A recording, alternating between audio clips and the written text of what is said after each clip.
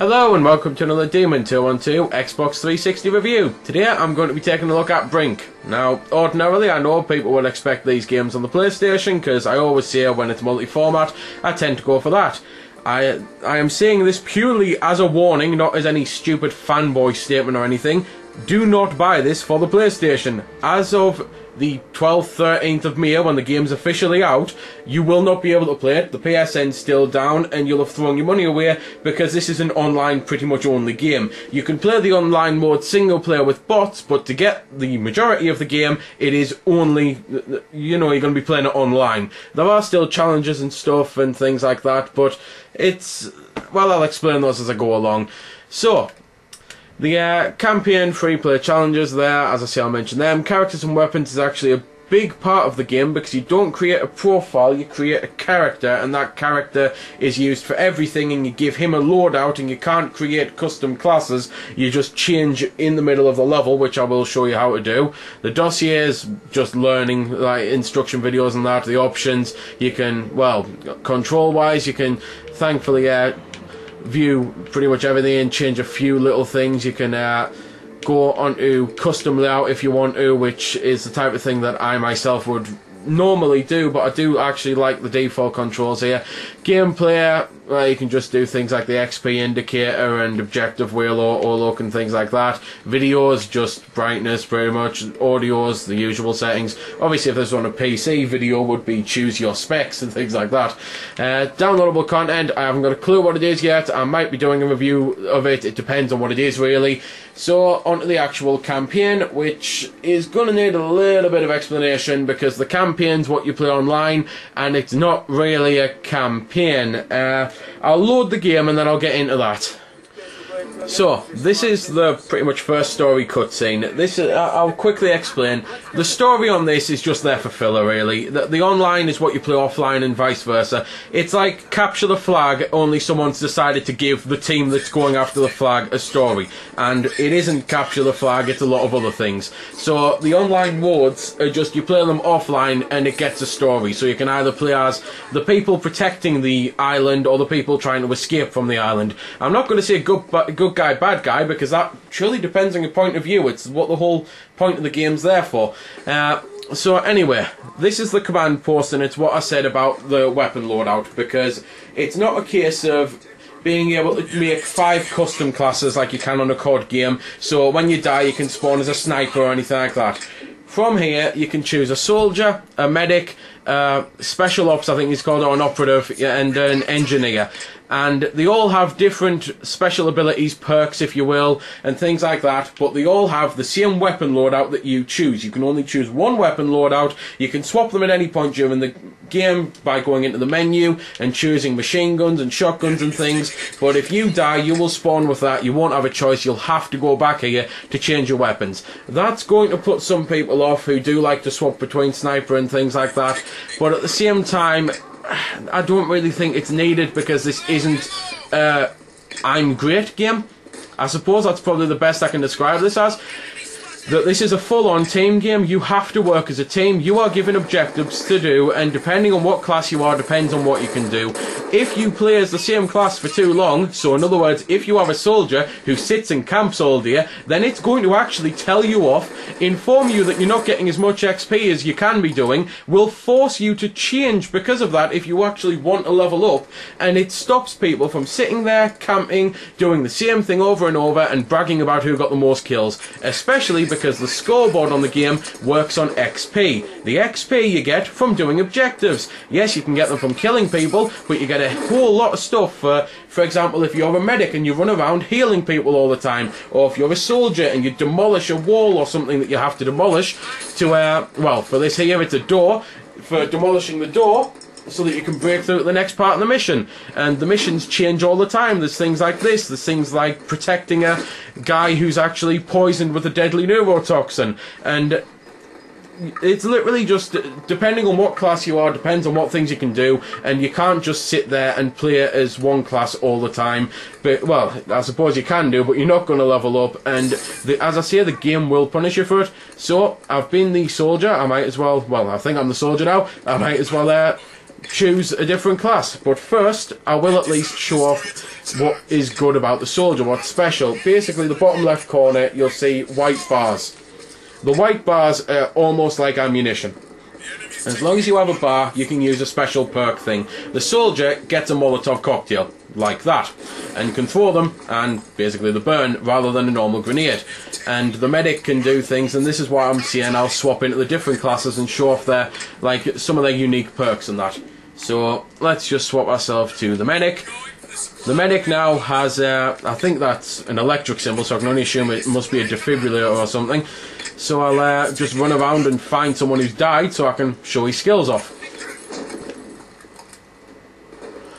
Well, unfortunately the only dead people I can find is on the other team, but I can at least show this off. Being the medic, I can actually stand behind me mates, and if they're getting shot to hell, push the X button and give them stim packs, basically, and heal them a bit. Because you do have an energy bar, it's in the top left corner. As you get shot, if you, well, keep getting shot, you'll die. If you find a hiding place, you'll slowly heal.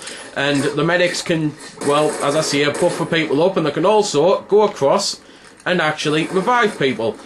If you push X on them, at least when it's going to work, there we go, you can throw a little item to them, and I'll have to die now to explain what that's doing, so hopefully the AI aren't actually going to kill everyone.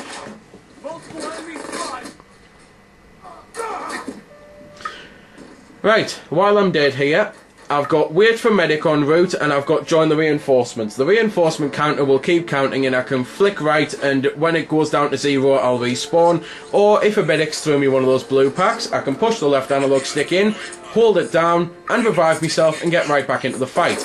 That's excellent for tactical parts of the game because it means you're not having to go right back to the start. It means you can continue pushing through, and well, it's rather useful. Speaking of rather useful, if I can manage to do it, there's also a little unique system on the game, which, if you've ever played Mirror's Edge, it's basically a free running type thing. By holding down the run button, you can leap over objects instantly or slide under them and things like that. And it's really great to actually have this in this sort of FPS. It really opens up the gameplay a bit. So, I've changed the special ops here, and I've got shot straight away. So while I'm waiting to be redeployed, I'll mention that there's 6 story missions per opposing force, and then 2 what if missions. So there's 8 overall per force, and that's what you play online. The offline, the only difference is you get some cutscenes and that, and you get the ability to play with AI, which is absolutely terrible. Quite frankly, the AI on the game is, well, it's horrendously awful, really. It's totally shocking, unfortunately.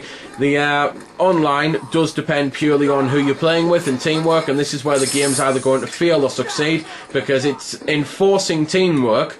So if you get with a bunch of people who want to work as a team, the game's going to be absolutely amazing. If you get with a bunch of people who still insist on playing, I'm better than everyone, I'm the best, I'm just going to go for myself, and even though the game won't reward them, they can still ruin it for your team by not helping out. You really do have to move as a group and do objectives as a group and swap over classes, so it's pretty pointless you all being a soldier at the same time and things like that. And it's, well, I suppose I've mentioned everything I can there, so I'll go back to the classes, because I am the special ops at the moment, and what makes a special ops, well, special, is that he can change into a fallen enemy. So if you've ever played Team Fortress and had a load of fun with the spy, that's basically what this guy can do. He can turn into an enemy and, well, be a spy in the midst. He can run around looking like one of the enemies and killing them from behind and that. It's not exactly the best class, at least I personally don't think it is. I do prefer things like the medic, in all honesty. I like running around healing people, I'm quite decent at it. And it's not exactly anything as much as a soldier class where you can help out by giving people ammunition if they need it, and the engineer can actually power up your own team's weapons.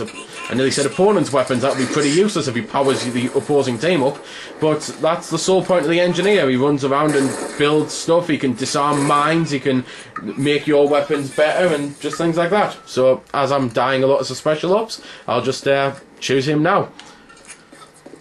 So, I'm the engineer now, and I've got my mine prepped, and again, it's one of those little white bars, so push and hold to place the mine, and obviously I can disarm opponent mines if I see them in time. Obviously if I don't see them in time, I just blow up. And well, that's pretty much all I can say about the classes on the game and about the gameplay. Really, it's an online shooter. If you like them, I actually think this does a lot for the genre. It's one of those I don't like mentioning other reviews because it just makes it seem almost like I'm bitching about them and saying I'm better, and this is just a hobby for me. It's not a job or anything. I'm not trying to be better than anyone, but some of the reviews for this game are shocking. This just so stupid. The game is incredibly repetitive. What the hell's Call of Duty?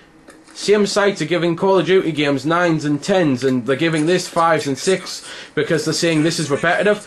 This doesn't have a prestige mode. You cannot just go around leveling up to level 50 15 times, and quite frankly, that is the most repetitive thing on the planet. So I just don't see why this gets so much flack for trying to actually be different, and instead people are saying it's just so boring and generic when it's anything but. Yeah, you've still got the unlockables there. It's part of the thing that I hate about it, that again, the people who get to play it more are going to get the better kit.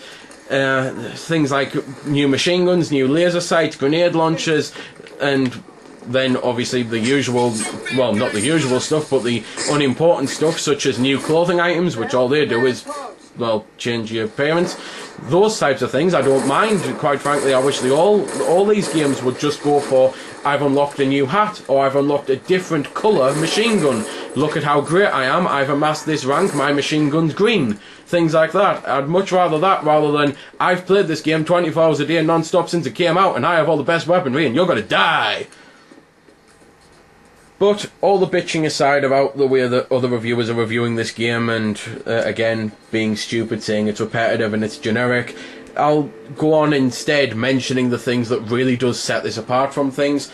The characters and weapons, I've mentioned before that it's not a case of creating 5 different classes and then just choosing them. It's creating a character, and you can literally customise pretty much everything about them. You can even customise their weight, and their weight does depend on what they can do. If you make them big and heavy, then they can lift like miniguns and that, and amazing weapons like that. If you make them light, they can only use little crappy guns, but it means they're faster, and just things like that. It's a case of creating the right character for the right thing, and you can create other characters and just play through the campaign again, or swap them online and things like that. You can get yourself new perks, which I've actually got a star here, so I could buy one, but this thing, or obviously save up for ones that require more, but there's like sprinting reload, which allows you to reload whilst sprinting. That is excellent. I mean, how many FPSs do you actually see that allow that? I'm sick to death of being able to run away or reload and not both, when it is quite possible for someone who's talented to run and reload at the same time. So the fact that this allows that rather than holding the gun to your chest, I think is fantastic. Yeah, it's a perk, but who cares? It's still in the game. It's better than other things. The challenges are something else that's different about it, rather than being able to unlock stuff by going online, which I've already mentioned you can do. You can unlock some stuff by playing the single player on the challenges. So with this one here, I'll get a Barnett light rifle, front grips, rapid fire, Belgo machine pistol, things like that. So I might as well choose this one. You can play them obviously solo, 2-player, 3-player or 4-player. So start the mission and I'll mention what they actually are. So, the whole point of this challenge is I've got to almost race, a bit like Mirror's Edge now. I've got to go through the beams of light, which are the checkpoints, and I've got to use my abilities to me best to go from one beam to the other beam and things like that. And it's just finding out to get them. There's action missions, there's non-action missions like this, and they just break up the gameplay a bit, and as I say, they are something that you can do by yourself and still unlock the weapons and things, which is again something that I quite like, because whereas the likes of Call of Duty, and this is going to sound like I'm picking on the game when I'm not, it's just the one that people will know, you can have an offline profile and an online profile. You can prestige on the offline one, but it won't affect the online one, and I've always found that to be a little annoying, because it then does mean that those who can sit and play online all day and who are lucky enough to get in the good teams and things like that, so again, this allows you to do things by yourself and work your way up to playing the online. You don't have to jump straight into it as a complete noob and then get absolutely destroyed by people. So, well, that's the challenges really. So that's the game. It's not perfection. It's nothing like a perfect Dark game, and I know that sounds stupid being perfect, or a Half-Life game. I don't think it's anything like that, but I honestly do genuinely think this is a step forward in online FPSs. It's going away from the any moron can play it, and I'm not trying to offend anyone here. It's going away from the whole you can pick it up, just shoot things and do things like that. It's going more into the way of you've got to work as a team, you've got to do the objectives. You can't just sit there and snipe everyone and learn the maps and learn where they spawn and things like that. It's trying to force change, and I'm glad, because someone needs to do it. The only other thing I can mention is this doesn't have an online code, so you can take it around your mates, you can let your siblings play it, and it's something which I'm glad at, because my little brother wants to play it, my mate wants to play it, my older brother wants to play it, and now they can just lend it and play it. They don't have to buy an online code just to try the game to see if they then want to buy the game themselves. So there we go then. That's been the review. I hope you found it helpful. I don't score the games because that's based purely on opinion, so instead I'll leave you to make your own mind up. So thanks for watching, and if you've got any questions about the game that I didn't answer in the vid or that hasn't been answered in the comments, then feel free to ask and I'll help if I can. Also, if you did find it helpful, don't forget to check out my channel, because there's plenty more like this up there, and don't forget to subscribe because there'll be plenty more to come as well. So until next time, this has been Demon212, signing off.